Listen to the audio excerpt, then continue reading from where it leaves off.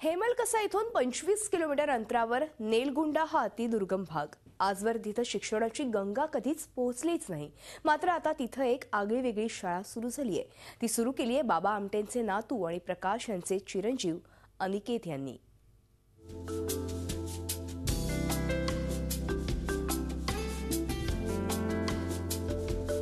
बाबा आमटे आनंदवन.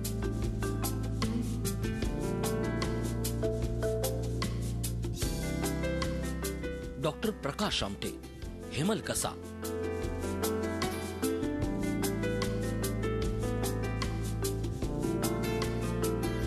आणि अनिकेत आमटे नेलगुंडा.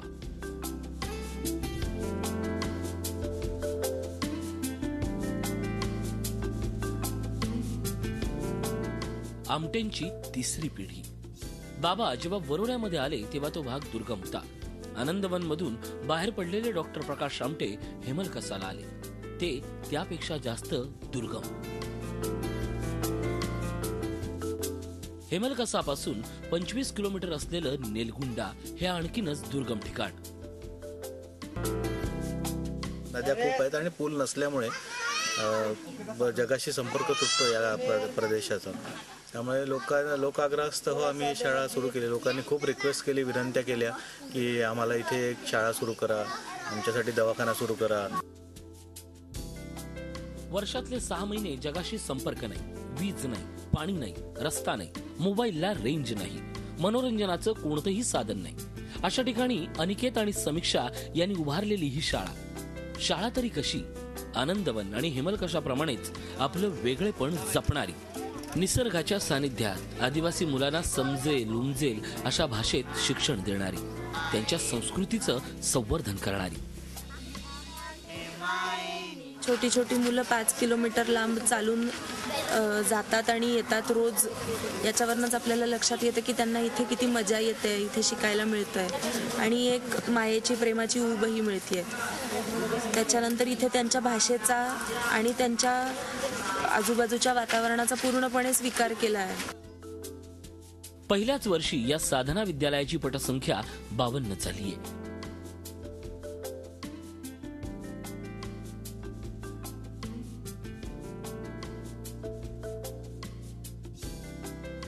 पाच किलोमीटरची पायपीट करून एकही दिवस दांडी न मारता शाळा विद्यार्थ्यांसाठी एक समृद्ध अनुभव ठरतोय.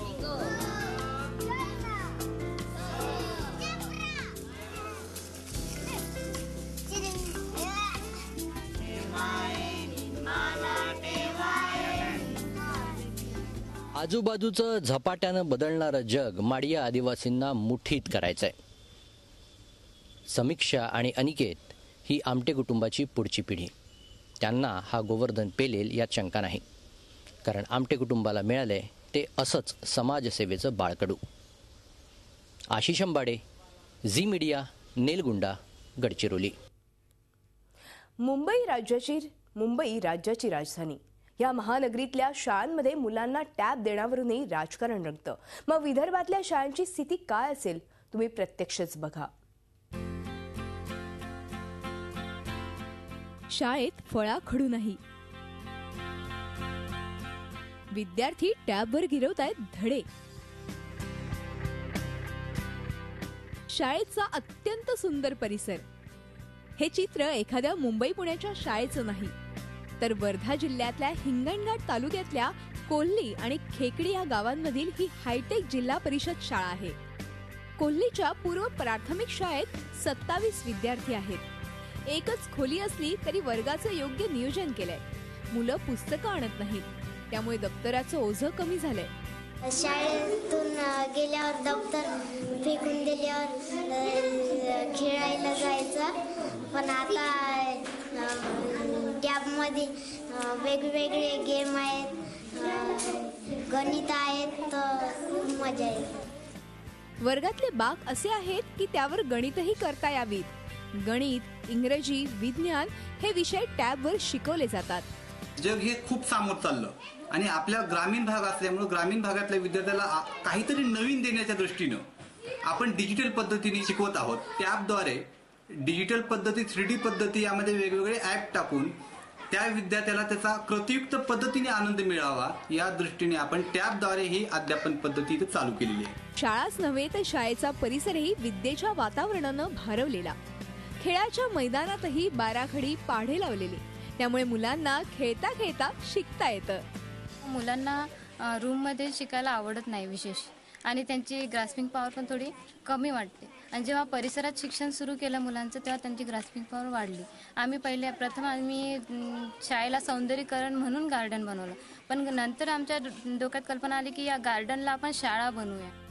वर्धा जिल्ह्यातल्या 926 पैकी 402 शाळांमध्ये ई लर्निंगची पद्धत सुरू आहे. आता कोल्ही आणि खेकडीच्या शाळांमध्ये वापरली जाणारी परिसर शिक्षणाची पद्धतही संपूर्ण जिल्ह्यात राबवण्याचा प्रयत्न सुरू आहे. 926 शाळांपैकी 402 शाळांमध्ये ई लर्निंगची आम्ही सुरुवात केलेली आहे आणि यामध्ये टॅब अध्यापन पद्धतीची जोड देऊन त्याला ज्ञानरचनावादाचं सुद्धा जोड देऊन हे विद्यार्थी जास्तीत जास्त चांगल्या पद्धतीने कसे प्रगत होतील या दृष्टीने आम्ही काम करतो आहे. इच्छाशक्ती असेल तर अत्यंत कमी सुविधांमध्ये काय किमया करता येऊ शकते याचा आदर्श या 2 शाळांनी घालून दिलाय. सगळ्याच राज्यात असे प्रयोग राबवले तर मुलांना शाळेत पाठवण्यासाठी जाहिरातबाजी करण्याची गरजच भासणार नाही. अमित देशपांडेसह bureau report, Zee media, Hinganghat, Wardha. सांगलीच्या बेळंकीच्या विकासनगर जिल्हा परिषद शाळेनं 3ऱ्यांदा ISO मानांकन पटकावलंय. राज्यातली ही एकमेव ISO जिल्हा परिषद शाळा ठरली आहे.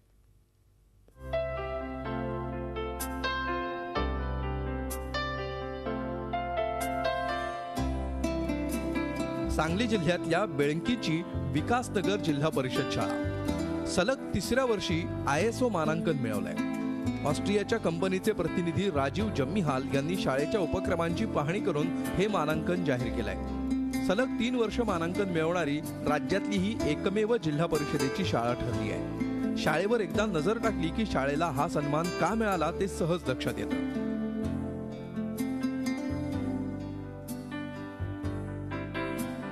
या शाळेने सलग 3 वर्षे ISO मानांकन 9001-2008 हा बहुमान मिळवलेला आहे आणि हा बहुमान मिळवणारी ही देशातली पहिली दुशिक्षिके ISO मानांकित शाळा ठरलेली आहे. या उपक्रमांतर्गत शारीरिक, बौद्धिक, मानसिक व इतर असे 35 ते 40 उपक्रम आम्ही या शाळेमध्ये राबवत असतो.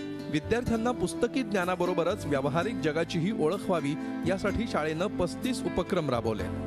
शासनाच्या मदतीवर अवलंबून न राहता शाळेनं पालकांच्या मदतीनं आपलं काम सुरू ठेवलंय. जिल्हा परिषदेच्या शाळेतही आपला पाल्य फाड इंग्रजी बोलू शकतो असा विश्वास वाटल्यामुळं पालकांनीही शाळेला साथ दिली. येथील शिक्षक हे विद्यार्थ्यांसाठी भरपूर असतात. पुस्तकी ज्ञान न देता इतर जीवनात येणाऱ्या उपयोगी वस्तू त्यासाठी सर्व इतर गोष्टीचे ज्ञान देतात. शेततळे असू दे, पाखरांची शाळा असू दे किंवा इतर औषधी वनस्पती किंवा शाळेमध्ये सूर्यग्रह इतर वेगवेगळ्या पद्धतीने शिक्षण दिले जाते. जिल्हा परिषदेच्या या शाळेत गांडूळ प्रकल्प आहे. औषधी वनस्पतींचं उद्यान तयार केलंय. माध्यान्ह भोजनानंतर उरलेलं अन्न पक्ष्यांना खाऊ घातलं जातं. त्यामुळे दुपारी पाखरांचीही शाळा इथं भरते. विद्यार्थ्यांसाठी खास बालमित्र वाचनालय आहे. यासोबतच अनेक शिष्यवृत्ती परीक्षांसाठीही विद्यार्थ्यांवर मेहनत घेतली जाते. माझ्या शाळेमध्ये मला खूप छान शिकवतात. माझ्या शाळेमध्ये अनेक उपक्रम आहेत. त्यामध्ये जुना पन्हाळा, बायोद्यान, कचऱ्याचे विघटन, पाखरांची शाळा, ऑक्सिजन पार्क, आयुर्वेदिक बाग, शेती शाळा, शेततळे इत्यादी उपक्रमांचा समावेश आहे. त्या शाळेत खूप साहित्य आहे. मी दुपारच्या सुट्टीत गोष्टींचे पुस्तक वाचतो. माझी शाळा मला खूप आवडते. त्यामुळेच जिल्हा परिषदेच्या या शाळेची कामगिरी नक्कीच कौतुकास्पद आहे.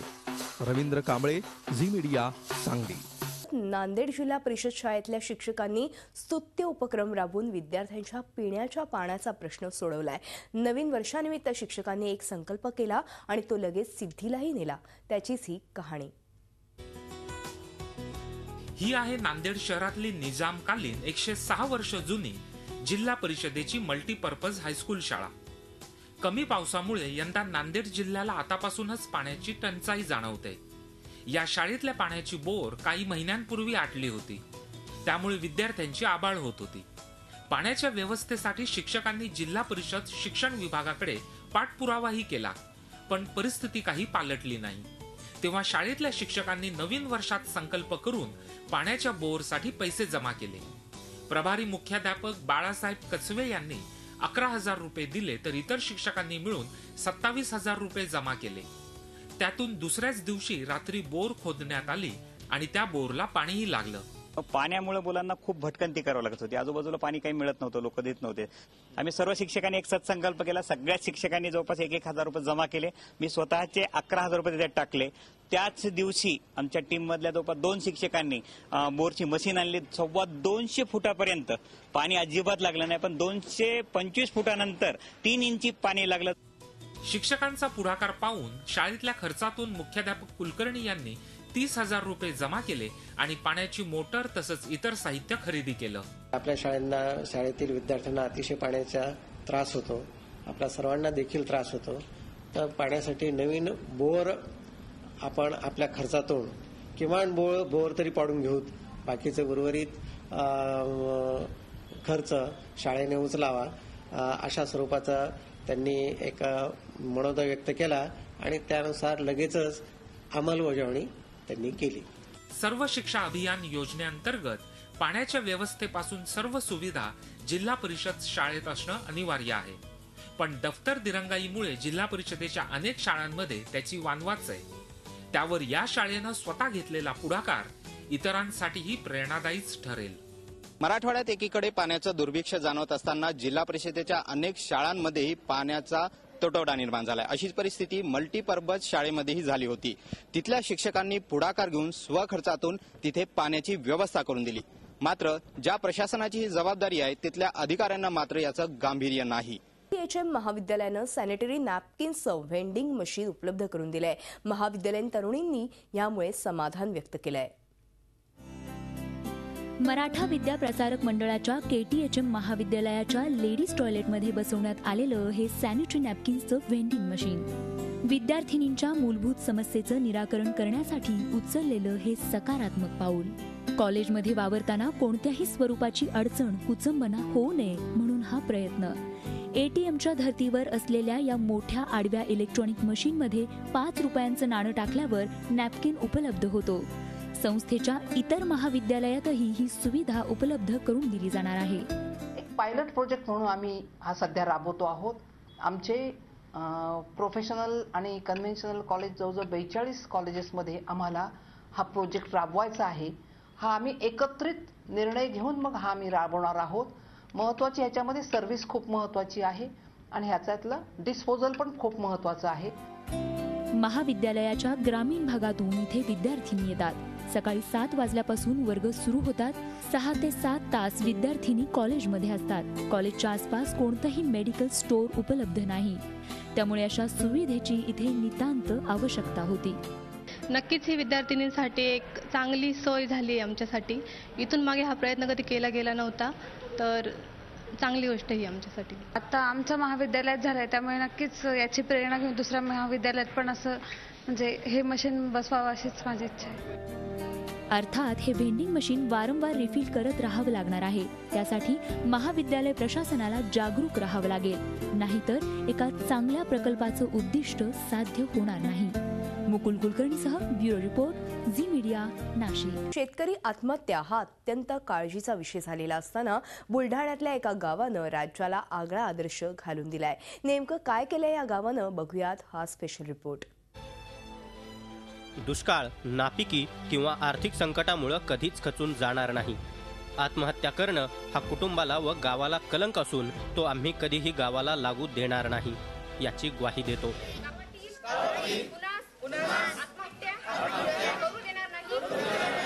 बुलढाणा जिल्ह्यातल्या मोताळा तालुक्यातल्या परडाच्या ग्रामस्थांनी घेतलेली ही शपथ. नवनिर्वाचित सरपंच छायाताई पाटील यांच्या संकल्पनेतून ग्रामपंचायतीनं एक ठराव केला. त्यानुसार गावातल्या प्रत्येकाला ही शपथ देण्यात आली. आत्महत्या करणार नाहीच, पण कोणाला करूनही देणार नाही असं ही शपथ सांगते. आमच्या गावातील शेतकरी, शेतमजूर व इतर कोणीही आर्थिक संकटात सापडल्यास आम्ही सर्व मिळून त्यास मदतीचा हात देऊ आणि स्वाभिमानानं जीवन जगण्याचा प्रयत्न करू. आत्महत्या करणं हे समस्येचं उत्तर नसून अनेक समस्यांची ती सुरुवात आहे. आज परडा गावाचे शेतकरी आत्महत्या न करण्याचा ठराव घेतलेला आहे व तो सर्वानुमते मंजूर झालेला आहे. ग्रामपंचायतीच्या निर्णयाला गावानं एकमुखानं साथ दिली आहे. कर्जबाजारी झालं तर आत्महत्याच करणे हा पर्याय नाही आहे. सर्व गावांनी त्याला धीर दिला पाहिजे आणि त्याने सुद्धा आत्महत्येचं मूळ कारण हे नाही आहे हे शोधलं पाहिजे. प्रत्येक संकटावर मात केली तर कोणताही प्रश्न हा सुटू शकतो. एक नवीन संकल्पच केलेला आहे, तरी या संकल्पानुसार आम्ही वागून कठोर परिश्रमी देश को मान बनाता या कृती करून आम्ही इथे आत्महत्या होऊ देणार नाही आणि आत्महत्या करणार देखील नाही. हा आमच्या गावातील प्रत्येक नागरिकांचा संकल्प आहे. गावानं उचललेलं हे पाऊल अतिशय महत्त्वाचं आहे. तालुक्यातल्या सर्व 66 ग्रामपंचायतींमध्ये अशीच शपथ देण्याचा निर्धार आता प्रशासनानं केलाय. ग्रामपंचायत जो ठराव घेतलेला आहे शेतकरी आत्महत्या होऊ नये याबाबत हा ठराव सर्वांमध्ये मंजूर केलेला आहे. परडा ग्रामपंचायतने हे कौतुकास्पद बाब आहे आणि पूर्ण ग्रामपंचायतला तालुक्यातल्या 66 ग्रामपंचायतीमध्ये हा ठराव घेण्याचा आमचा संकल्प आहे. केवळ तालुक्यानंच नव्हे तर सर्व महाराष्ट्रानं घेण्याची गरज आहे. बळीराजाला आत्महत्या करणार नाही अशी आणि बाकीच्यांनी आत्महत्या करू देणार नाही अशी शपथ घेण्याची आणि ती प्राणपणानं पाळण्याची वेळ आली आहे. संतोष लोखंडेसह bureau report, Zee media, Buldhana. Zee 24 तास रहा एक पाऊल पुढे.